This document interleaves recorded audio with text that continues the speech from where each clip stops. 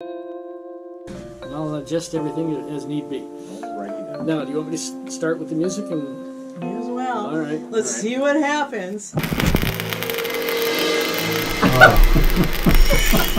Aren't you supposed to intro the show? What is happening? I feel weird. I feel weird too, but there's something on top of my head. It's green. It's icky. Bob? That's fine. Yep. And, yep, you're okay too. What did you do?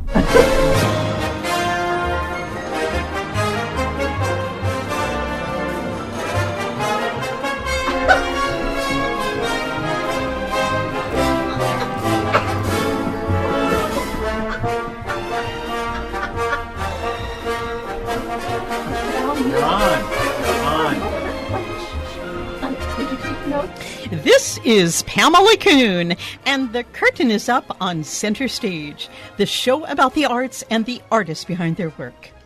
Well, the holidays are upon us, and where would we be if I didn't have my filmmaker friend Matt Mickelson in the studio to cover our yearly rundown of the favorite Christmas films in our lives. But today we are going to go down holiday lane with trivia about our favorite movies at Christmas. I mean, we really need to know the backstory about a film like Die Hard, arguably one of the best Christmas films of all times. In fact, 20th Century Fox formally admitted that this is a Christmas movie, stating, "It's the greatest Christmas story ever told." The debate goes on. But hey, there we are. Matt, hi. How are you? Good. What's happening? It's so great to have you. I actually got to look up some little factoids and had some homework. This is fun. You wrote things down. I wrote things down. I am so proud of you. And I've got to tell all my listeners, Matt brought me hot chocolate. We're sitting here pigging out on hot chocolate and cookies, all of us. I mean, this really is Christmas, right? Yeah. Got my Thanksgiving pants on and a lot of give. I love it. Okay, The season of giving. I know. I'm looking at our clock. This is going to count down so fast. This show's going to be over in a nanosecond, I'm sure. So let's head right on into the Christmas movie list. So, what are your choices this time around? I went with, of course, Christmas Family Vacation, Ooh. Elf, A Christmas Story, It's a Wonderful Life, you're hitting Die the top Hard, ones. and Yeah. Scrooged. Of course you did. Yeah. Scrooged and Elf. Because it's you had hilarious. to get those in. Yeah. They're quintessential. Okay, go for it, buddy. The big speech at the end of Scrooged about, what the holidays are all about? Come on. It's Bill Murray, and, And some of that was ad-libbed. Oh, really? Yeah. Well, I mean, the stuff on the end when he was, feed me Seymour, because he was just coming off of the movie with the plant in it, the Little Shop of Horrors. Yeah. Exactly. Well, since we're talking about it, 1987 was when Scrooge was being filmed and directed by Richard Donner. And Paramount was going to make everyone work through Christmas, but Richard Donner said, "I don't think so," and fired the whole crew on Christmas Eve and then rehired them back after Christmas. He's got style. Just so the crew could have Christmas Day off with their families. And all of Bill Murray's three brothers are in the movie. Really? And Carol Kane also felt really bad about abusing Bill because she got to hit him a lot as her character, as the fairy Tinkerbell princess or whatever that was. And she actually tore his gum when she pulled his lip. And they had to shut down and go to the hospital. Oh, my God. But aside from that, it was great. And, that's interesting. I love Carol Kane. And, those were the three little factoids. And, of course, Marion from Indiana Jones is in it. She is? Yeah. You can see how many times I've seen this film, Oh, right? jeez. Well, you have some homework to do. It's right up there with Elf. Yes. I'm letting you watch those.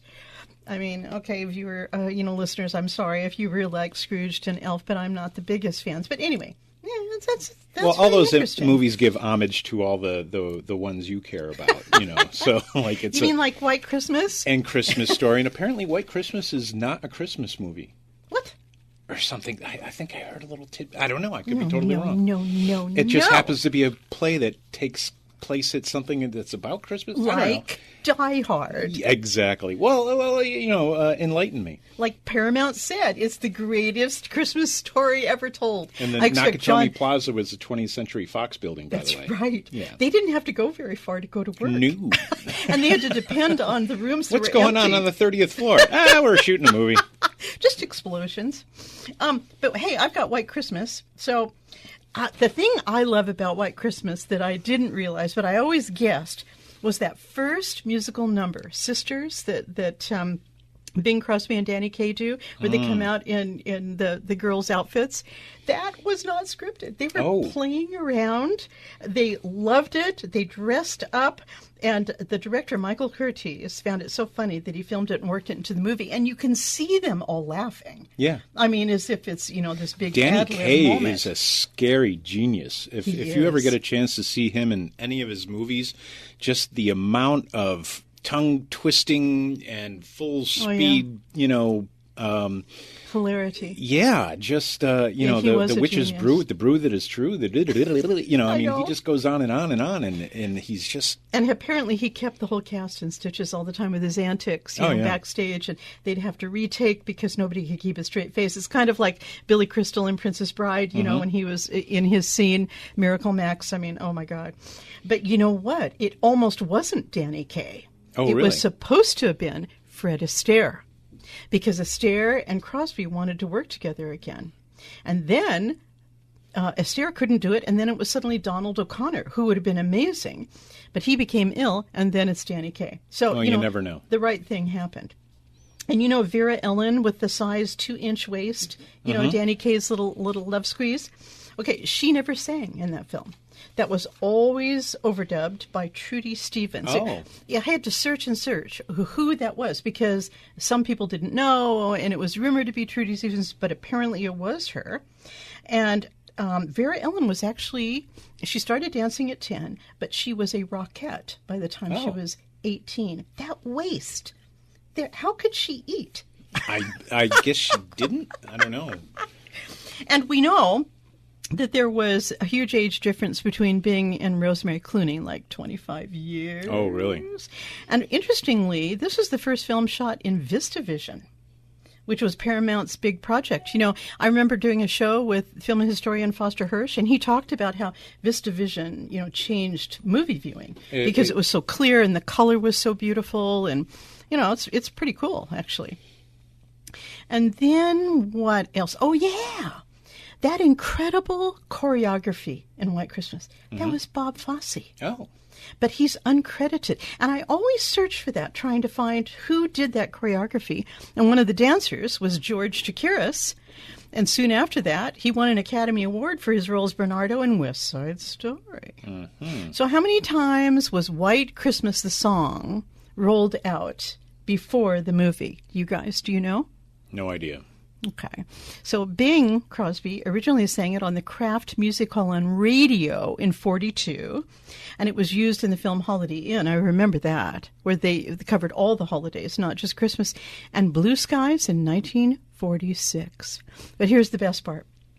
Irving Berlin at the Academy Awards presented the Oscar for Best Original Song to himself, and he said, "I'm glad to present the award. I've known him a long time." And I love that. I absolutely love that. So there you go. And the other thing we need to talk about is that snow. That was asbestos. Ooh. The same stuff they used in The Wizard of Oz that was known as the magic mineral. Can you imagine? They could have all been you cancer. He could have been dead. Well, they're all smoking cigarettes and drinking heavy, so why not? Exactly. Okay, your turn. Oh, how about we'll stay in the How about It's a Wonderful Life? Let's do it. Which apparently the story is based on a Christmas card. Really? Yeah. So did Frank Capra discover that? Apparently, no. It was optioned by Paramount or somebody, and they hung on to it for years. And Frank Capra, I think, bought it for like $10,000 or something back in As they did in the day. Back then when it was like $80 million. But that's a pretty nice Christmas card. Yeah. For whoever someone wrote a designed script that. based on it. But Definitely. And James Stewart, it was his first movie after 5 years of military service in World War II. So he was a little rusty and kind of afraid he wasn't going to be very good. And Bedford Falls was actually filmed in Encino, California in the middle of the summer on the RKO Ranch, where they basically they built 3 city blocks to be Bedford Falls. Good it was like the Lord. biggest set ever built at the time. And you know what? That must have been asbestos as well. It was a mixture of a lot of things. And also it was filmed in 90-degree weather in California, so it was a dry heat. The movie did not do well when it was first released. Yeah. Nobody really saw it was a until hard go. 1974 when it became public domain and it was on your local TV station at Christmas time. And after 75 years, stuff rolls into public domain and you could kind of put it where you want. And about 20 years after that, they reclaimed it. So they could make money on it. Well, of course, there is that money thing. Took Yeah. you 20 years to figure that out. Yeah, pretty much. You know, it must have really been something. James Stewart suffering from PTSD from the war and being in that. That must have really, really been hard. Yeah. And it's a whole theme about, rethinking your life and all that kind of stuff, which a lot of Christmas, which is kind of the trope in a lot of Christmas movies. It's fixing a mistake. Somebody did something, or somebody forgot to do something, or someone is regretting something that they did, and the Christmas movie is about them trying to fix it. Wow. Like Die Hard. I just watched most recent Frasier, the new Oh, production, the new one. and With Kelsey it was Grammer. it was a Christmas story, and basically it was that script. Oh. Somebody's they're being brought back together. They will never talk to each other. Yep. Oh, but Christmas brings them back together. Yep. Lovely. Or it was the eggnog. I love that. Well, you know that originally, the part of George Bailey was developed at another studio with Cary Grant earmarked for the role. And when Frank Capra took it over, he rewrote it to suit Jimmy Stewart. Now, Stewart always said that George Bailey was his favorite role, his favorite character. But his favorite movie he starred in was Harvey, about the rabbit, the imaginary rabbit. Yes. I am not familiar. You know, I'm telling you, you are going to the Turner Classic Movie Film Festival with me, and you Okay. will learn respect for all of these older films. Just not seeing it doesn't mean I don't respect it. You're too young. If I said I saw it and it was poo, then And you wouldn't say might that have a about this problem. one. But It's funny. Oh my gosh. that brings us to our other quintessential 1989's Christmas Family Vacation. Oh Lord. With Oh, Chevy my Chase. gosh. A John Hughes script, by the way. There was a lot of John Hughes Christmas stuff. Home Alone. Yeah. I had no idea. He was on a roll with all of that. Oh stuff. God, yeah. He was a really good writer. And Leonardo DiCaprio was originally almost cast as the lead. He was almost Macaulay Culkin. Blah, blah, blah. Can't say his name. Yeah.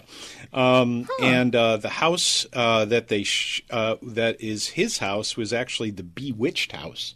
No way. From the TV show. Wow. Yeah. Really? Elizabeth Montgomery from like way back? Oh my gosh. Inside shots or outside shots? It's the outside shots, but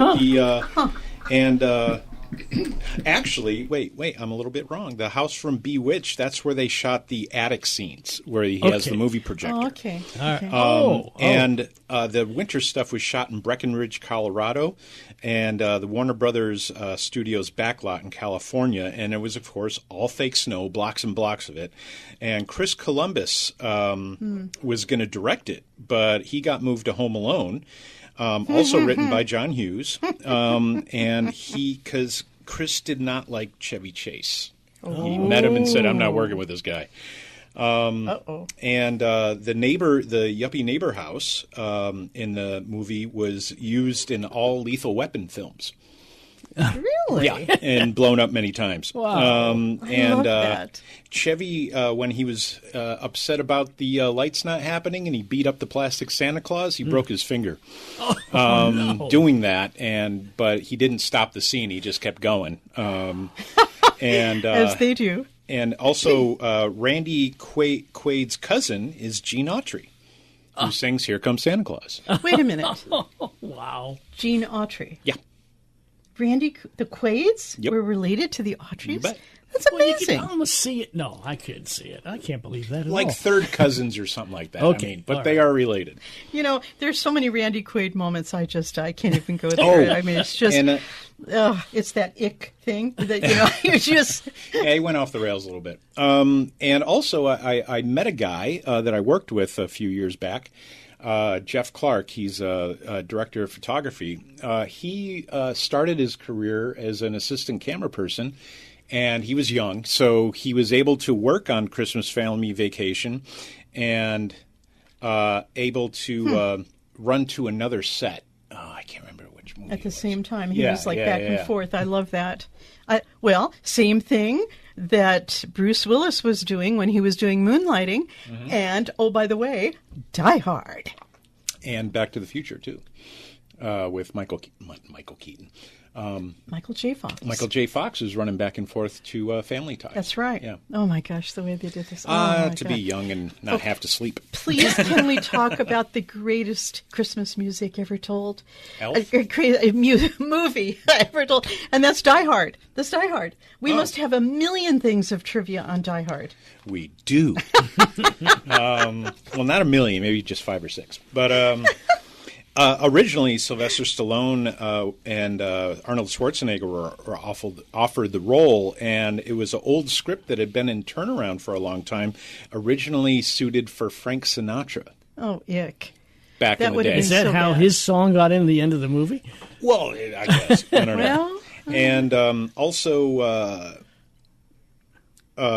it's another movie based on fixing mistakes. You know, seeing his wife where they're on the edge of divorce, and also there are 7 Christmas songs, and the wife's name is Holly. You know, like the decoration. Yeah. Bonnie Bedelia. And it Yeah. happens on Christmas, and there's like 27 Christmas trees, and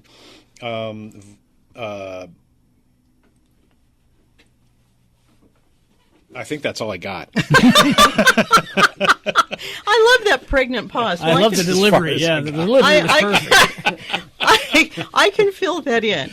So, how much money The did note Bruce, I wrote was not in English, so I couldn't translate. And there it is, folks. That is what it's like working with Matt Mickelson when you're me. Okay, we love him. He brings me hot chocolate. I can. How much did Bruce Willis make for this film? Do you guys know? How much did who what? Bruce Willis for Die Hard. Oh, I have no idea. $20 $5 million. And you know what? That was a huge amount because Yeah. he was an unknown with only moonlighting and they took his picture out of the posters because nobody took him seriously. And Clint Eastwood at one point had bought the rights to this. He wanted to feature himself in it. I mean, no. And Oh, I can see that. he might have been a little too long in the tooth already then. But right. anyway, you know the scene where Bruce Willis and Alan Rickman meet up? You know, they're kind of like mistakenly meet in a hallway. And Alan Rickman puts on that ridiculous American accent. They never rehearsed that. Oh, really? Yeah, they wanted it to be just natural, and I think that really works. And the other cool thing about Alan Rickman, and I adore him. Yeah. Oh my God, I adore him. Well, this I is always his, have. his first real movie It role. was. Isn't He it? had just arrived in Hollywood, and here he didn't want to be a bad guy Yeah. because he knew he'd be typecast, right? And a couple funny moments when he tries to speak German, he actually gets it wrong. I mean, the German is actually wrong.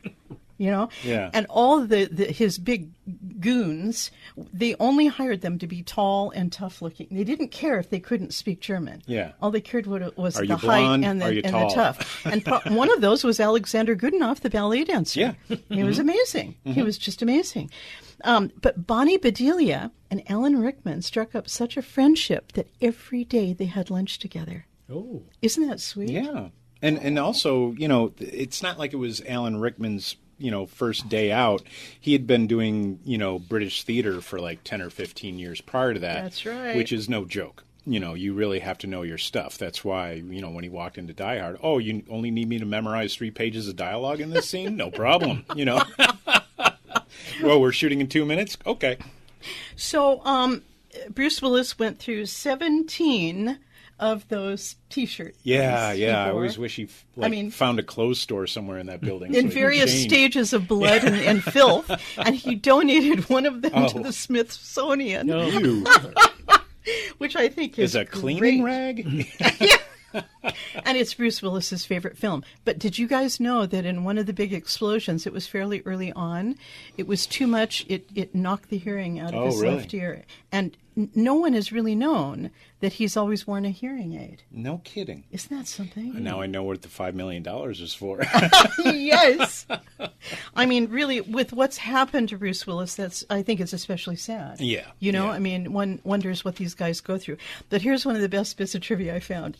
So when he runs over the broken glass in his bare feet, how did they do that, right? They developed kind of like in Lord of the Rings. Glass, or? No, they developed these rubber little feet to go over his own feet. Oh. Isn't that something? He had Frodo feet. He had Frodo feet without the hair. And if you look really close, his feet look really especially large. But he says that even if he watches the film now, he gets the heebie-jeebies when he sees himself picking I get the heebie-jeebies. I mean, if you've ever stepped on glass, you're like, ah! But there you go. I mean, this is really fun. So much of this was unscripted. They just went with it. Yeah. Oh. Yeah, they went with it. And it was Bruce Willis that developed the yippee-ki-yo, thing. Yeah. And they went through different variations of that, but that one stuck. I would love to see all the outtakes of the variations. Oh, my gosh. Yeah, hippy doodly doo. Yeah. Or, what else does he say? Yeah. Other Roy Roger things, And here's one more thing. When making this film, cinematographer Jan de Bont got trapped in an elevator. This later gave him the inspiration for the opening scene of Speed in 1994, which he directed. Isn't that cool? I mean, the way inspiration happens. And then all those movies came out that were basically Die Hard on a bus, Die Hard on a boat, Die Hard on a plane. Actually, yes. Yes. It was just, because Speed was Die Hard on a bus. It's just an amazing film. Yeah. I just adore it. I love Bruce Willis. I adored him in Moonlighting when he's allowed to use that sense of humor, but that sense of humor mixed with a kind of dark, cop thing who's seen it all, it just worked. A treasure. And then he brought all that to the culmination of the career, to be on Friends. Yes. Actually. Yeah, you got to be the tough guy that was kind of funny and dark. Yeah. He was scary. Because you just never knew if he was going to punch Ross or something, or throw him out of a building. I don't know. Okay, and what else you got? Oh, well, there's The Family Mickelson. Man, my favorite Christmas movie. It's what Okay. Christmas is all about. It was almost John Travolta and not Nicolas Cage. No way. And also, Nicolas Cage accidentally punched Jeremy Piven in the face. Because Jeremy could not keep it straight during some scenes and kept giggling and laughing because Nicolas Cage kept cracking him up. But there was some video about he actually slapped him across the face, or maybe just kidding around. But I love it. that's how they played it off. And John Cheadle's character is actually Clarence from It's a Wonderful Life, because it's kind of the same story, with the little bell and. Somebody gets their wings and all that stuff. Except they just took out the part with the river, and they took out the part where he has to kill himself to experience what life is like without him being there. Yeah. Or if he made instead of him not being there, it's just what if I made a different decision. And he gets to see what would happen if instead of going for the money job, he went for the family thing, and he gets to experience that. Even though in the beginning of the movie he thinks that's a bunch of hooey, or hokum, as the people would say. Hokum? Yes, which is long for hooey. Oh my God, I love it. Okay, is that it? I think that's all I got. So I just want to read off a little short list of, movies we should look at. I mean, besides the ones we've mentioned, The Bishop's Wife with Cary Grant and Loretta Young, one of my favorite movies of all time. Oh my God! And very good movie. Yes. The Santa Claus with Tim Allen. Oh, how did we not even get there? Really, it's wonderful, and they got better as they went on. The second one, I think, is better than the first one. Of course, Family Man. And then there's Gremlins. I mean... That's a little intense. It's real. It's creepy. Yeah.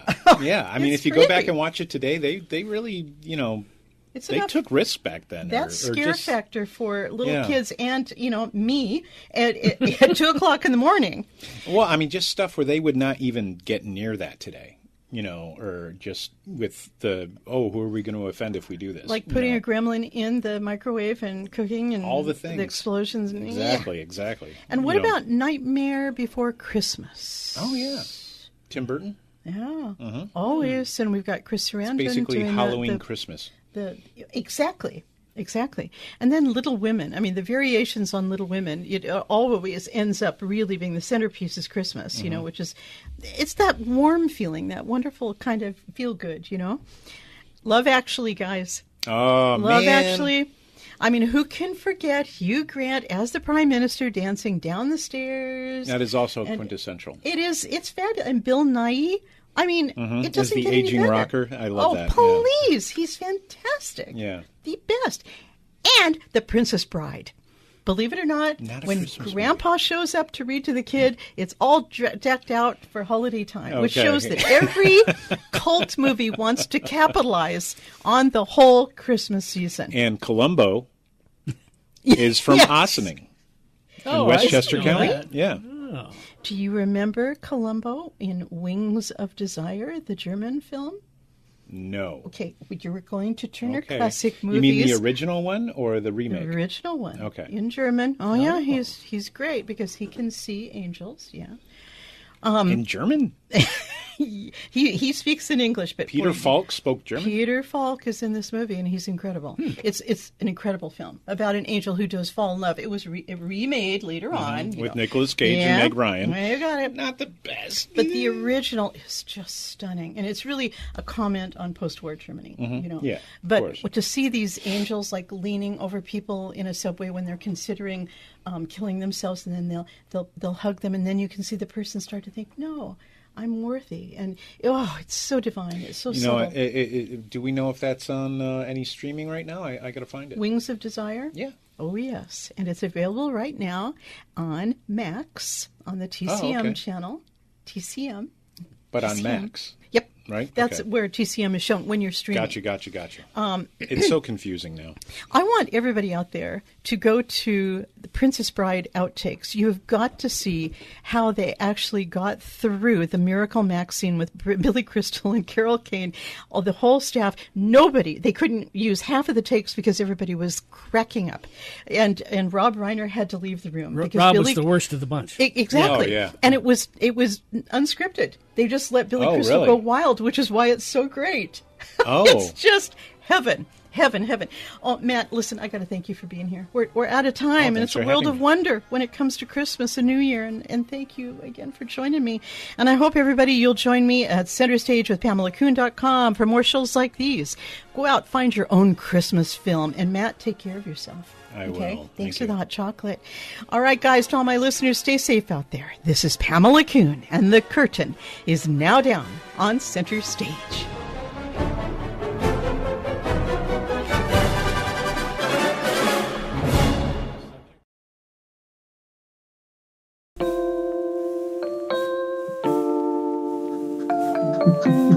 Oh my god. Puppeteering is hard. Oh my God, that was hilarious.